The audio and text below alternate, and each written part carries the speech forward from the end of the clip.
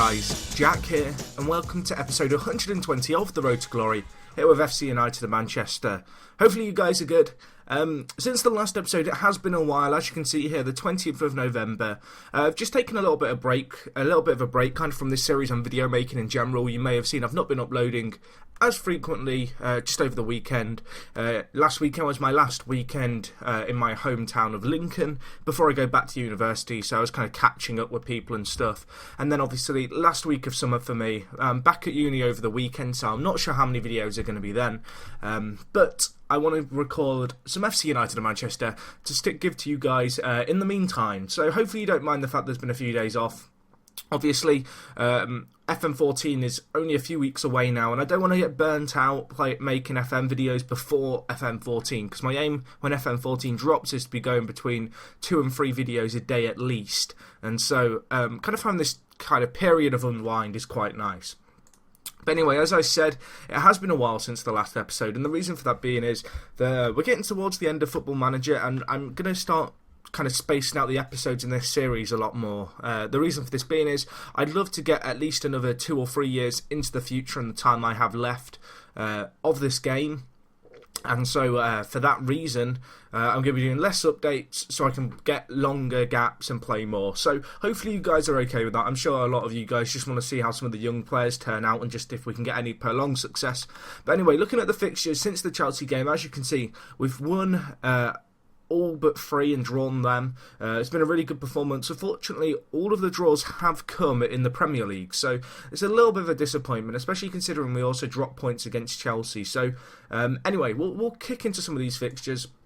You can see here, we started off our European kind of season with a 2-0 win in the Super Cup against Seville. Good result, Tanguy Horn and Hubner getting the goals for us. As you can see, top performance by the entire side. We dominated the game for large spells. Really impressive performance there.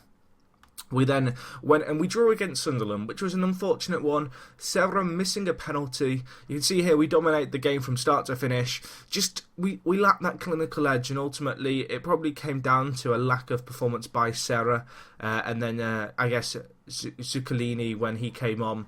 Rico Francis making a return in this game before he then got injured again. He got injured early on in the season. That was his first game back, and he got injured not so long afterwards. So that was a bit of a disappointment. Anyway, on the back of the Sunderland game, we kicked off our Champions League campaign, trying to defend our crown with a 6-0 win against FC Basel. Top performance. As you can see here, Basel did not have a shot on target. Peyrard getting man of the match, although in truth, plenty of players getting 9.0 ratings and above. And a really impressive performance for us. So that was a great result.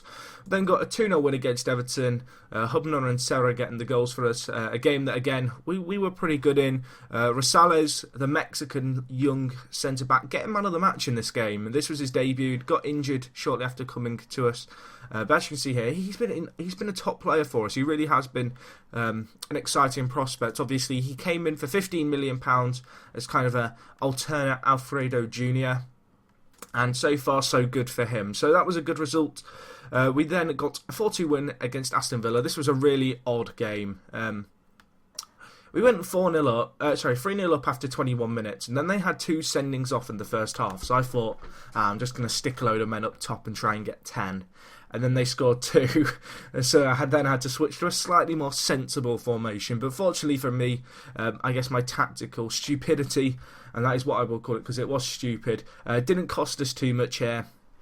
As you can see here, Kyle Klaus getting 2 goals. Really exciting, this young lad. Improved a lot again so far this year. 18 years old. England international for the future for certain.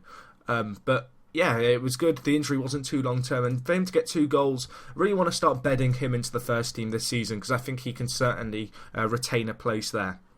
On the back of the goal, first of the 4-2, we then got a 0-0 draw away against West Ham, which on the face of it you might be like, that's not too bad of a result, but in reality we were the better team. I want to say we were the better team. The difference was that they defended well. They limited the chances quite a lot. As you can see here, they had better performances than us in a few places, especially in the centre-back position. That was the big one where we just couldn't break them down. And it reflected in the scoreline, 0-0, just a lack of clinicalness by both sets of strikers on either team. We then got a 2-1 win against Rubin Kazan. This was a great little comeback. We came back from a goal down in the 57th minute, which came from a penalty, to then win 2-1. So that was a good little result.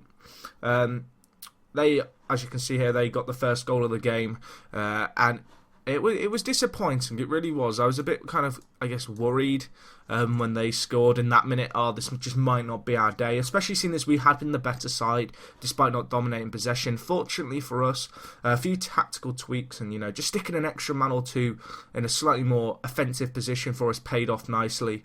I believe the first goal came from open play. Yeah, it did. Of course it did. Peyrard making the difference. And then Ibarga, the young Spaniard, who's been having a great season this season, scored from the spot to make it 2-1. So that was a great little result. Ensured our kind of unbeaten run in the Europe this season continued. We then got a 4-2 win and a 6-0 win against Southampton and Reading. And then we followed this up with a 2-0 win at home against PSG. Great result. Ibarga getting man of the match. This guy's been a bit of a revelation, the Spaniard. Improved a lot this season. I can't really sing his praise high enough. Not made too many appearances in the league. Just all in all, when I have called upon him, he's performed nicely, and he's a player who I'd love to give, I guess, more of a chance, because he has played well for us and he probably deserves it. But as things stand, it's been tricky kind of keeping the squad balanced nicely, because we have so many top players wanting to compete for first team spots. Anyway, we followed this up with a 3-2 win against Spurs. Good win for us. Winner came in the 90th minute. Lee Wright grabbing it for us. Watanabe, I can never say this guy's name, getting man of the match. The young Japanese player came from Chelsea last season for 20 million, or in that region. He's had a great season so far. 14 appearances, average rating is 7.59. Looking like a very good investment, and I think he can still improve. So that's a great signing and a great performance all in all. Also nice to see Hubner getting on the score sheet there as also. On the back of this League Cup 4th round, 1-0 win against Man City. Peyrard getting the one important goal in this game. In truth, it was a really close game. It was a scrappy game, as you can see here. 54 fouls in 90 minutes gives you an idea of what this game really was. It was a local derby, scrappy game, lots of bookings, lots of fouls, but ultimately we came away with the spoils, and it was a good win. On the back of this, 1-1 draw against Aston Villa. Not great. Peyrard getting the goal for us. They actually scored before us. Looking at the stats, poor game in truth. Aston Villa did enough to warrant the draw. Again, a little bit of a disappointing performance. However, on the back of this, two great results to tell you guys about. 3-0 win against PSG. Ibarga grabbing to this game. Top performance, just a great clinicalness, and Ibarga in Europe this year has been unstoppable. And then we followed it up with a 4-0 win against Fulham. As you can see here, Serra, Peyrard and Hubner all getting on the score sheet. The usual suspects. Matty getting man of the match this game. Matty, obviously, young German player. Great player, works very hard for his spot. This season, I'm not sure how many appearances he's actually made. He's made 10, not as many as I'd hope, but you can see here he's a top player. If he can improve his pace and get his mental stats up just a little, easily one of the best centre-backs in the world. Great investment, £9.5 million 5 years ago roughly, so we're talking when he was 17, but that investment has certainly paid off. Easily one of the best defenders in the world at the moment. So anyway, that is our squad, that is our results. Just a quick look at top performers just in all. Pressed up there, but of course he's only made 3 games, 3 goals and 2 assists, and one of those games, or at least 2 of those games, were in the Cup, so I don't want to look at those too closely, but you can see here Peyrard, Matty, Ibarga, Watanabe, Horn, Enrique, Rosales, just top performances by everyone. There's only a handful of players with ratings below 7.0, which is really solid to see. On the goals front, the goals have been shared around fairly nicely. We've probably not had as many as you'd hope, but then when you look at it, all in all, it's been a pretty impressive set of performances. And then on the assists front, Peyrard heads the way quite clearly with 11. But other than that, everyone willing to muck in and do their bit, which is good to see. And then looking at values, you can see here, so many players now with a value above 20 million is amazing to see. And hopefully it can continue. And then obviously Peyrard is just in a class of his own. He's not improved too much this season yet. That's my one. I don't know if he's kind of reached his potential. It says he's playing close, so maybe he's peaked at 20. We'll see. I'd like to think he'll improve some more, but you never know with these kind of players. It's just one of these things where time will tell. But he's continued his amazing scoring record for France as well, and all in all, can't really argue with his performance level. He's always there for us.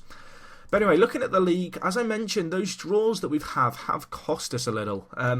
We do lie in 6th place. The league is unbelievably close. We have got a game in hand against Manchester United, which if we were to win, would take us into 4th and 1 point behind the 3 teams tied at the top. Today we have the tie against Man City, so this is a huge game for us. In terms of, I guess, making or breaking our season. I know it's very early to say that, but really if we were to lose this, we'd drop 7 points off the pace, which would be disappointing. One thing you'll notice is the fact that Pavlenko is injured, our goalkeeper, which is a bit of a miss.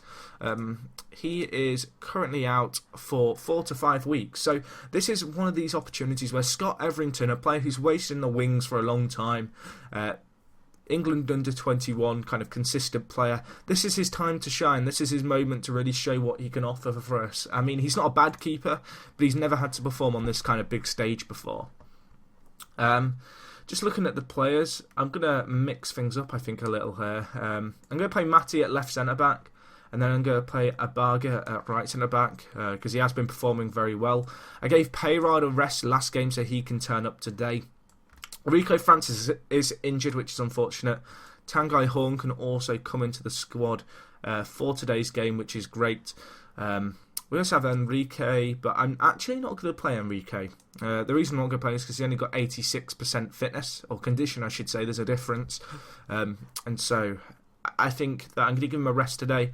I'm going to give Zuccolini a chance. I'm kind of torn between Zuccolini and Serra. I mean, Serra is a quality player, but the problem is he's not been performing too well of late. I mean, if I just show you their form or statistics, it's fairly nip and tuck, but I think Zuccolini's just been playing a little bit better, and why not give the youngster, the 18-year-old, a chance? He scored 6 already in 7 games and 5 sub-appearances.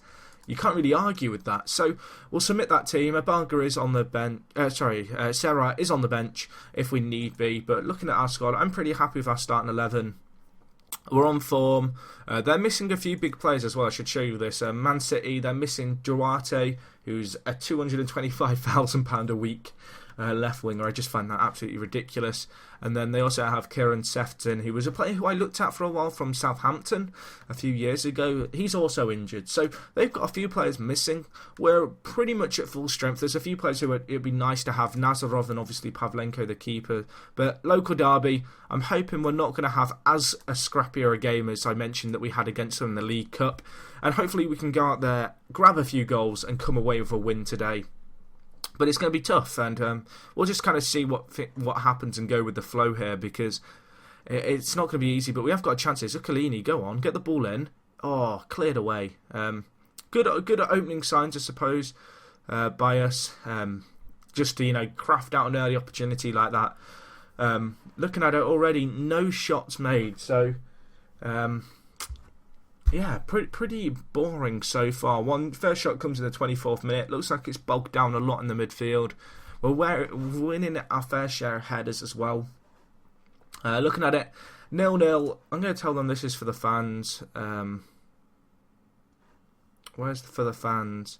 Give the fans something to cheer about. As you can see, a lot of the players now have been at the club a while, so they do actually react to that team talk, which is quite nice. Obviously, also, it is the local derby against Man City, so that also gives us a chance. But good to see our players reacting good to the For the Fans chant. The team is certainly kind of getting a structure, I suppose, now. We have our regulars, and we have got a chance here. Zuccolini, can you get the ball into the box? He can. Hubner's there. Win it. That's a great goal. Zuccolini, the player who I contemplated not playing, and he is a bit of a target man himself, but there he has picked out the head of Hubner.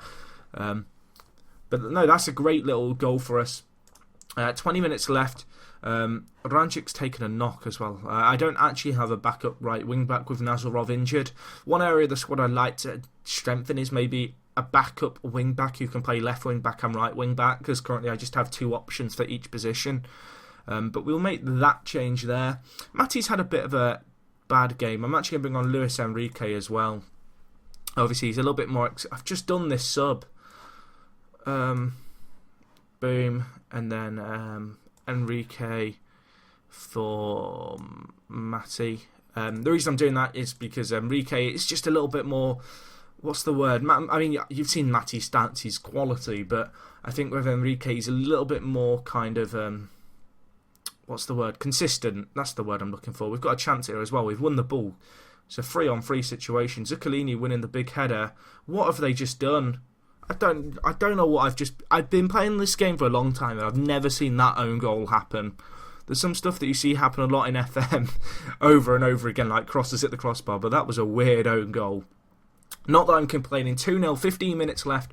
This is looking like a quality away win against one of our main, league rivals. I know they had a few players missing, but you've got to bear in mind we don't have our first choice keeper, and so that was a big miss.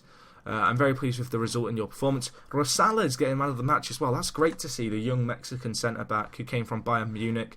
8.7 rating. He's already looking like a quality little bit of business. And yeah, that's looking really good for us at 2-0. That's going to see us close the gap quite nicely. Hopefully Manchester City will now be not quite so far ahead. But as you can see here, Arsenal and QPR are the other two teams. QPR lost, so that's a good result. Arsenal did win, however, so they take lead of this title, battle. But you can see here, unbelievably close. We do have that game in hand that I mentioned, which hopefully we can win because that would help us close the gap. And of course, we are defending our title for a third year in a row now. So hopefully we can come good with that. I'm looking at the fixtures. We have got that game against Manchester United, which I'm kind of tempted to do. But as I said, I want to kind of start spacing out these episodes. So what I think I might do is I might go to the Arsenal game, just to keep things spaced out, because as I said, that Manchester United game is coming up quick, and obviously by the Arsenal game I should know a little bit more about how the league title is kind of panning out, and then obviously the Champions League group stage will be over, and I'll know if I am or I'm not in the League Cup semi-final. So I think that's what we're going to do, guys. Hopefully you enjoyed this episode. I know you guys love this series. Apologies for the fact it has been a while since the last update. As I mentioned at the start, I've been busy with a few bits and pieces. Just on a side note, and I will probably do a separate video on this because I know not everyone watches to the end, but my fan site's been added as a Sports Interactive Star approved fan site. I know it was already a fan site and I'd already talked to you guys a bit about that. What I mean to our Star approved fan site is the fact that I'll be going to Sports Interactive's headquarters in London for a trip. I get to meet up with all the dev team. I get to do a Q&A with Miles. I get to see various people. I get to talk about how the community and Football Manager as a whole is going. I have to sign an NDA, so I can't actually tell you anything that happens on the day. But obviously that is thanks to you guys that I've kind of been given an opportunity to go down to London for the day and find out some stuff for you guys, hopefully. And hopefully there'll be something to report back to. But obviously, as I said, I have to sign a non-disclosure agreement, which basically swears me into secrecy. But hopefully, and I say fingers crossed here, I'm trying to get something sorted where I might be able to do a video blog of the day, kind of my trip to London, and kind of meeting up with the Finn Means Win, who's going to be down there, and then all the FM bloggers, and obviously the Sports Interactive headquarters. So if that's something that would interest you, let me know down in the comments. Also, that's a great way for me to know if you've watched until the end of the video, I suppose. So yeah, let me know about that. That is happening on the 12th of October. I go down to London. As I said, probably do a video on it nearer the time with a few more bits and pieces, but really excited, and I can't thank you guys enough because it's kind of down to you guys and your support that I've been presented with an opportunity of this magnitude. So thank you a lot, guys. If you did enjoy the video, be sure to give the video a like. If you've got any comments besides talking about the vlog and if you'd like to see it, or if you've got any questions about my trip, leave them down below in the comments. And other than that, guys, it is me, Jack, and I'll talk to you guys in a bit. I'm out.